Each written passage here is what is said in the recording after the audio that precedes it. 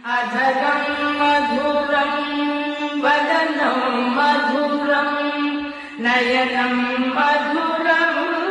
हसितं मधुरं हृदयं मधुरं गमनं मधुरं